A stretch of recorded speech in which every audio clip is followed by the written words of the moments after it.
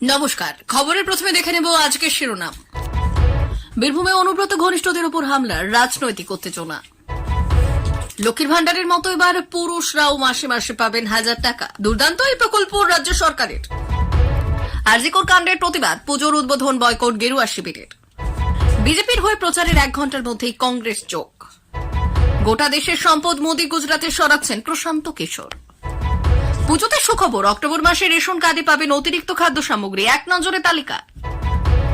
গণপ্রহারের কায়দায় মারধর করা হয় নির্যাতিতাকে, জড়িত আরজিকর কাণ্ডে চাঞ্চল্যকর তথ্য। রাস্তা কঠিন, ঘাটার মাস্টার প্ল্যান নিয়ে জবাব দিলেন দেব। আসছি বিস্তারিত খবরে।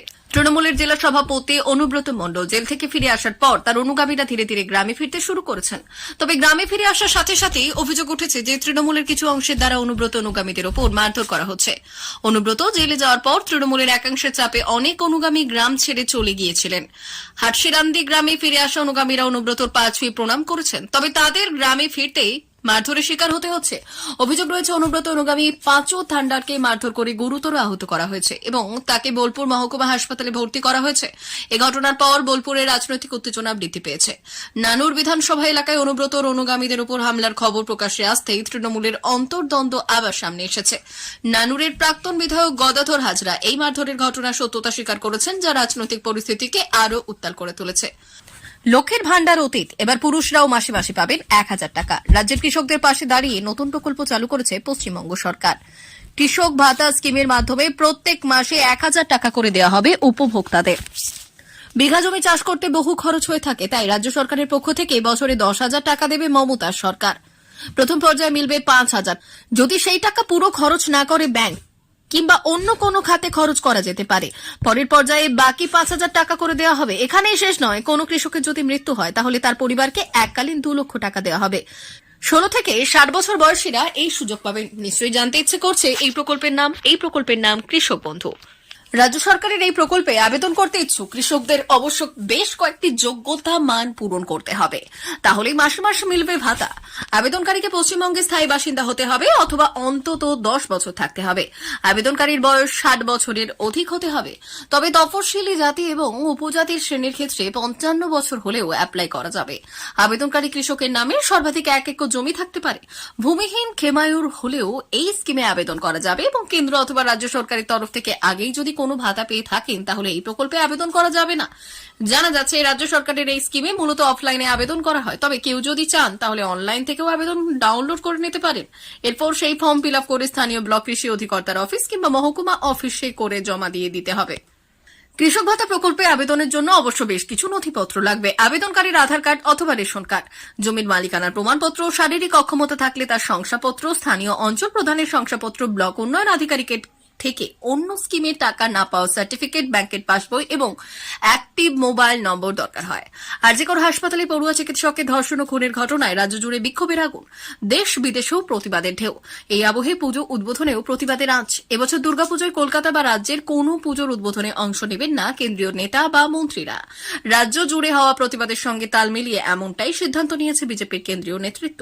অন্যদিকে কাঁথির নান্দনিক ক্লাবের পুজোর সঙ্গে ওতপ্রোতভাবে জড়িয়ে রয়েছে অধিকারী পরিবার। এই পুজোর অন্যতম কর্তা কাঁথির সাংসদ সৌমেন্দু অধিকারী। জানা গিয়েছে প্রথমে কোনো কেন্দ্রীয় মন্ত্রীকে দিয়ে এই পুজোর উদ্বোধনের কথা চিন্তা ভাবনা করা হয়েছিল, কিন্তু পরে সেই সিদ্ধান্ত থেকে সরে দাঁড়ান খোদ সৌমেন্দু অধিকারী।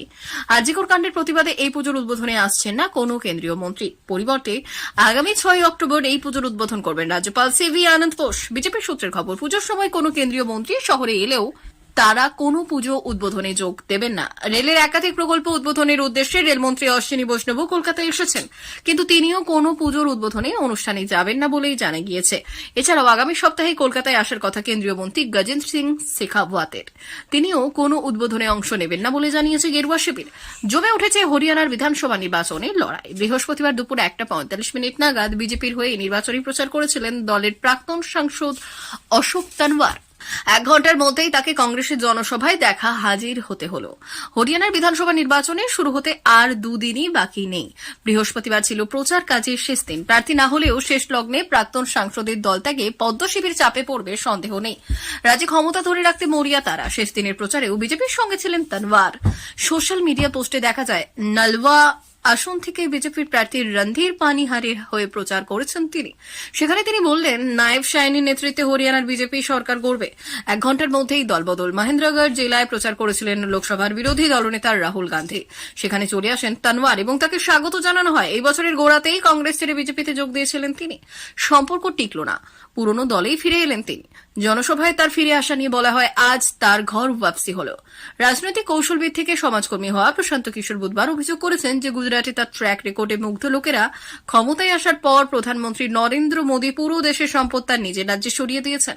আইপ্যাক প্রতিষ্ঠাতা প্রশান্ত কিশোর তার নিজের রাজনৈতিক দল জনসুরজ পার্টির সূচনা উপলক্ষে পাটনার একটি জনসভায় প্রধানমন্ত্রীকে তীব্র আক্রমণ করেন। তিনি বললেন, আপনার এবং আমার মতো লোকেরা মোদীকে ভোট দিয়েছিলেন। তার বক্তৃতা শুনে ধারণা হয়েছিল তিনি গুজরাতের উন্নয়নের জন্য অনেক কিছু করেছেন।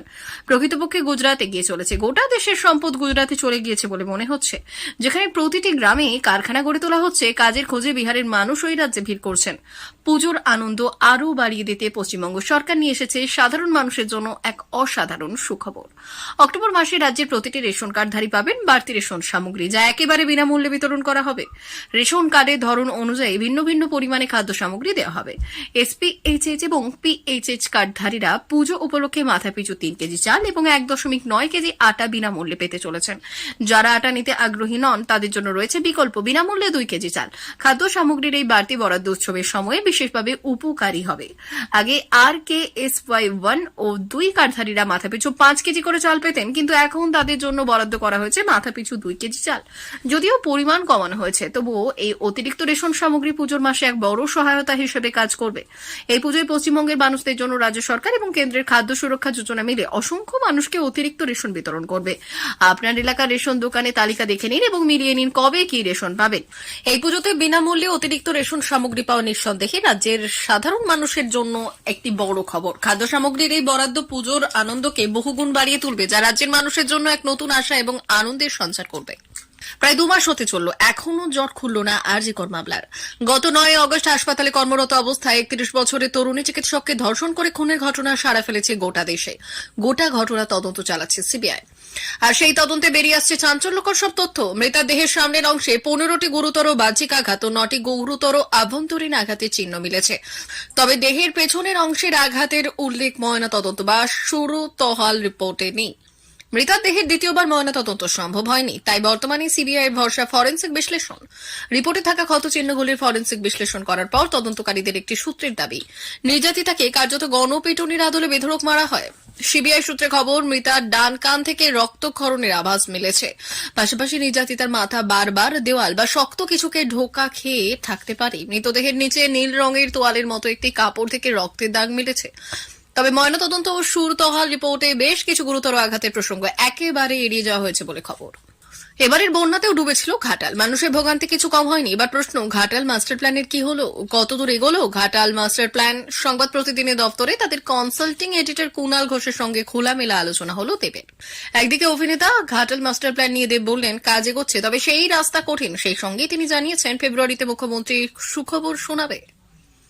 এদিকে শুধু ঘাটালবাসী নন, গোটা বাংলার অধীর আগ্রহে অপেক্ষা করে আছে কবে ঘাটালের মাস্টার প্ল্যান বাস্তবায়িত হয়। কারণ বছরের পর বছর ধরে ঘাটাল মাস্টার প্ল্যান নিয়ে নানা টানাপোড়েন চলছে। প্রতি বছর বর্ষা এলেই ঘাটাল মাস্টার প্ল্যান না হওয়ার জন্য ক্ষোভ প্রকাশ করেন, আর বর্ষা এলেই ঘাটাল মাস্টার প্ল্যান নিয়ে ক্ষোভ প্রশমের জন্ম নানা প্রতিশ্রুতি দেওয়া হয়। আর বর্ষা মিটলেই আবার যেই পরিস্থিতি তৈরি হয়। তবে এবার ভোটের আগে বড় প্রতিশ্রুতি দিয়েছিলেন খোদ মুখ্যমন্ত্রী, কিন্তু বাস্তবে ঘাটাল মাস্টার প্ল্যানে আদেও কতটা হয়েছে তা নিয়ে প্রশ্নটা থেকেই গিয়েছে। এর আগে ঘাটাল মাস্টার প্ল্যান নিয়ে মুখ খুলেছিলেন দেব। এমনকি ঘাটাল মাস্টার প্ল্যান না হলে তিনি ভোট প্রচারে যাবেন না বলে দেব বললেন। ঘাটাল মাস্টার প্ল্যানের কাজ শুরু না হলে প্রচারে যাব না। মমতা বন্দ্যোপাধ্যায় কথা দিলে কথা রাখেন। মানুষ অনেক সমস্যার মধ্যে আছেন, সবাই মিলে পাশে থাকতে হবে। সব ঠিক থাকলে জানুয়ারি ফেব্রুয়ারি মাসে কাজ শুরু করা যেতে পারে। সেই সঙ্গে দেব বললেন, ঘাটাল মাস্টার প্ল্যান 3 মাসে সম্ভব নয়। জুন মাসে জিতেছি, জুন থেকে ধরলে 3 মাসে ঘাটাল মাস্টার প্ল্যান হয় না। রাজ্য সরকার চেষ্টা করছে কাজটা দ্রুত গতিতে শুরু করার। জমি অধিগ্রহণ ও জমি পুনরুদ্ধারের কাজ চলছে। কিছু জমিতে দোকান তৈরি হয়ে গিয়েছে, তাদের সঙ্গে কথা চলছে। রাস্তা দিয়ে বড় মেশিন ঢুকতে পারবে না। সেই সঙ্গে তিনি জানিয়েছেন 5 বছরের আগে সেই কাজ শেষ করা সম্ভব নয়। তবে 2024 সালের মে মাসে তৃণমূল নেত্রী মমতা বন্দ্যোপাধ্যায় ভোট প্রচারে গিয়ে বলেছিলেন, আমি কথা দিলে 100% কথা রাখি। আমি দেবকে বলেছি 2 থেকে 3 বছর সময় লাগবে, 1000 কোটি টাকার প্রজেক্ট, একটু সময় লাগবে, তাড়াতাড়ি করলে চলবে না। দেব বলার সঙ্গে সঙ্গে সার্ভে করা শুরু করেছে। ঘাটাল মাস্টার প্ল্যান 3 থেকে 4 বছরের মধ্যে শেষ হয়ে যাবে। তবে দেব এবার জানিয়েছেন ফেব্রুয়ারিতে সুখবর দিতে পারেন মুখ্যমন্ত্রী। প্রিয় দর্শক, আমাদের চ্যানেলের নিয়মিত ভিডিও পেতে চ্যানেলটি সাবস্ক্রাইব করুন।